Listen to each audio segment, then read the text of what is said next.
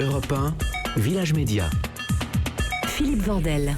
En compagnie de Victor Robert, journaliste, ancien grand reporter, vous avez vu notamment dans le vrai journal de Karl Zéro, vous avez présenté la saison dernière et la dernière saison du Grand Journal, vous rebondissez sur C8, vous présentez et vous produisez un documentaire édifiant qui passe ce soir à 20h50, le titre « Trump est-il vraiment fou ?» C'est une très bonne question. C'est quoi l'idée? D'abord, est-ce que c'est une lubie? Alors, c'est pas une lubie, on est parti d'un fait d'actualité en février 2017, un mois après l'arrivée à la Maison-Blanche de Donald Trump, d'un collectif de psychiatres, enfin, c'est l'association officielle des psychiatres américains, qui est très réputée dans le pays, et qui est sorti de sa réserve pour la première fois depuis 60 ans. Ils connaissent Donald Trump, hein. C'est un diagnostic à distance, ils l'assument totalement, ils le connaissent depuis 40 ans, c'est un personnage public depuis 40 ans, ça fait 40 ans qu'ils l'observent. Et pour eux, j'ai découvert le vocabulaire psychiatrique, mais pour eux, c'est un narcissique malveillant. Il paraît que c'est un spécimen très dangereux, surtout quand il est aux commandes du pays le plus puissant de la planète. Alors il faut dire ce qu'ils ont créé. Ils ont créé un mouvement Duty to Warn, que je traduirais par le devoir de mettre en garde. Ils sont 27 psychiatres, 68 000 professionnels de la santé mentale américains y ont adhéré. Alors, il faut dire, ça va contre les règles. Normalement, on ne fait pas de diagnostic à distance sans rencontrer la personne et sans lui demander son avis. Et normalement, on garde ça pour soi. Donc, il n'y a pas de secret médical. Mais en dehors de ça, quand même, ce qu'il montre est absolument édifiant. Le constat qui est fait, vous l'avez dit, il est narcissique, parano, mégalo. On va commencer par un de ses péchés mignons, la flatterie.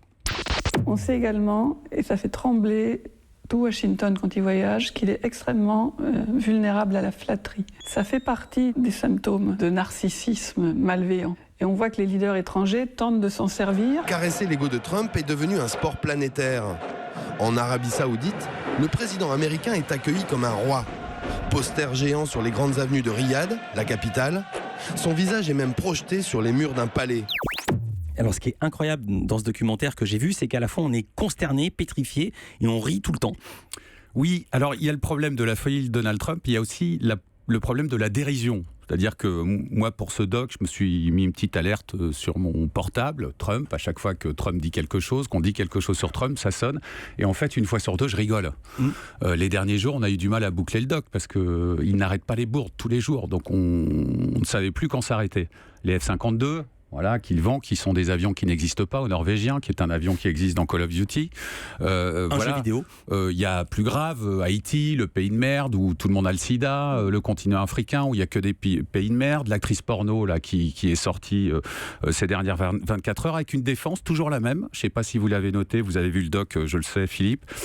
Il a toujours la même logorée, c'est-à-dire vous interviewez la personne la moins raciste que vous allez rencontrer. Et c'est ce qu'il a dit encore cette nuit. Et il se défend, vous verrez dans le doc, il est totalement binaire. Il se défend toujours comme ça. Trump, c'est hallucinant. Puisque vous parlez de sourire, il est obsédé par l'idée qu'on se moque de lui. Et vous revenez sur un point crucial, peut-être la blessure originelle. C'était le dîner des correspondants à Washington en 2011, publiquement humilié par Obama. Il attaque Trump sur l'angle. Je vous montrer plus que mon certificat de naissance, je vais vous montrer mon film de naissance. Et il lance des images du roi lion.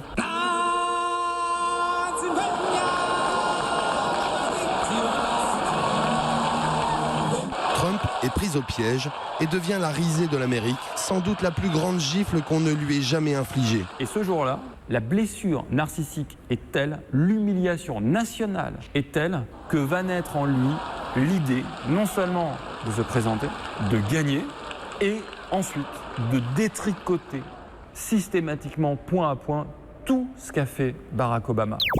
Et en quoi c'est intéressant, pardon de ce compliment pour votre doc, c'est que j'ai appris quelque chose que j'ignorais. C'est dans le doc, un psychiatre fait l'analyse des décisions apparemment absurdes de Donald Trump, incompréhensibles pour nous. Par exemple, quand il a détricoté Obamacare, revenir sur les accords nucléaires de l'Iran, revenir sur l'accord de Paris sur le climat, alors que c'était le bon sens même et que tout le monde se rend compte de ce qui se passe.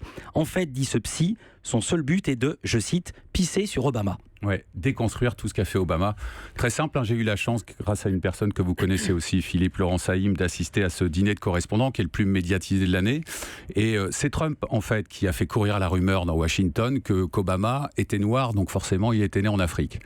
Et ce soir-là, Obama, qui a un sens de l'humour assez certain, contrairement à Trump, et des bons auteurs aussi, montre le film de sa naissance. Et le film de sa naissance, c'est la bande-annonce du Roi Lion. Et Trump est au milieu d'une table, en face du président sortant, est totalement humilié.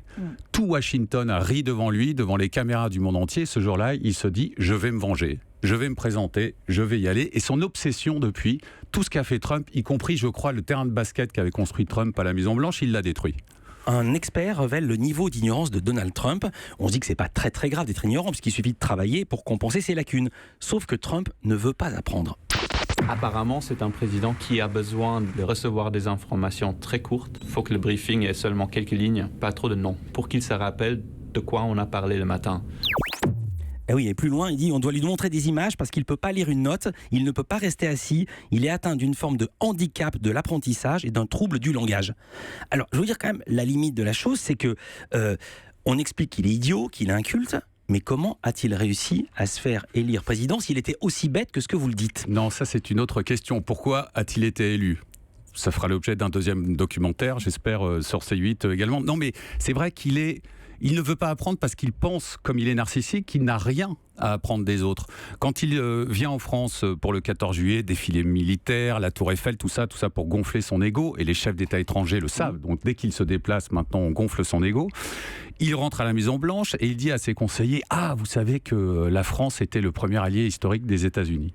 Il est très étonné de tout ça. Ce que tout le monde sait, ou au moins devrait savoir, on l'apprend aussi dans les classes américaines. Donc en fait, c'était sur sa note, mais il n'a pas lu la note, il veut rien lire, il n'a rien à apprendre des autres. Ou alors, parce que si c'est ça, on a l'impression quand même que votre documentaire est à charge, parce que jamais il trouve grâce à vos yeux. Par exemple, vous expliquez qu'il humilie et qu'il vanne ses adversaires, mais on voit jamais la vanne. C'est pas donné à tout le monde de vanner des grands cerveaux républicains. Et là, c'est pas montré. Et alors en revanche, j'ai découvert quelque chose de passionnant dans votre documentaire, c'est la théorie de l'homme fou. Elle a été inventée autour de Nixon pendant les années 70. D'un mot, qu'est-ce que la théorie de l'homme fou ? Les conseillers de Nixon partaient à l'étranger et disaient voilà, le président est devenu fou, donc donnez-nous quelque chose sur le plan diplomatique, sinon il va appuyer sur le bouton. Voilà. Et peut-être que Kim Jong-un, d'ailleurs, en Corée du Nord, joue à ça, un petit peu au fou du bouton nucléaire. Ça à moitié fonctionné avec Nixon, c'est pas du tout le cas pour l'administration Trump. Nous, on n'a pas fait ça par hasard. On a eu des correspondants à la Maison-Blanche. Il y a une personne comme John Gizzi qui a tutoyé 7 présidents américains, qui est depuis 30 ans à la Maison-Blanche, qui connaît la Maison-Blanche par cœur. Il nous a dit, là, c'est pas une stratégie, c'est le chaos total. Tous les conseillers sont partis. On ne trouve pas un haut fonctionnaire à Washington pour venir travailler à la Maison-Blanche. Là, on n'est pas dans la stratégie. Europe 1.